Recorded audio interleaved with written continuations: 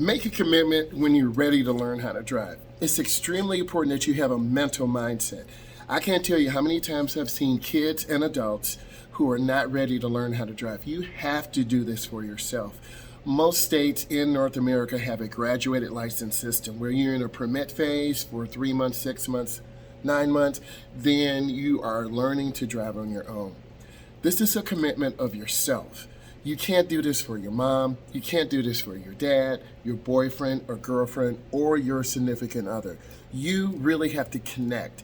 You have to connect with your instructor. I like teaching driver's education because I get a chance to connect with my students. We talk about school because why? I'm a teacher. We talk about life because I want to set goals. I'm a college graduate. I'm trying to make sure and educate the next generation of drivers. A lot of times you don't really have a purpose. You have to be purpose driven. I'm purpose driven because I'm passionate about driver's education, and it's a huge commitment of time. It's 6 weeks of time of driving, of connecting. Also, on the other side, you're dealing with problems with the network, problems with the system. Maybe attendance didn't work. There is risk and rewards in everything in life. And occasionally, yes, we do have crashes or accidents or fender benders. You as a beginning driver need to be listening to what I'm saying, need to understand that mindset. What is that first drive like? We're gonna come, I'm gonna say hi to mom and dad, I'm gonna ask them what they do, and then we're gonna get into the car. I'm gonna show you how to adjust that seat. I'm gonna show you how to adjust your mirrors. You wanna have a slight bend in your arms, slight bend in your legs. Get that seat right. You need to have thin sole shoes on so you can feel that gas and brake. No thicker shoes, no Timberlands, no older Nikes. You'll slam that brake, and we don't want you to slam the brake. Once you get comfortable, I'm going to give you directions. I'd like you to start the car up. I'd like you to put your foot on the brake, put it in drive. We'll start by doing maneuvers in the parking lot.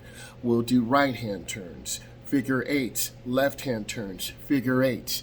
Then once you feel comfortable, we're gonna get out on the road. And that's very scary in itself where you're not sure. The hardest thing is pulling out in front of traffic. You wanna have a large gap. A gap is a space. And when you have good space, you can pull out very easily.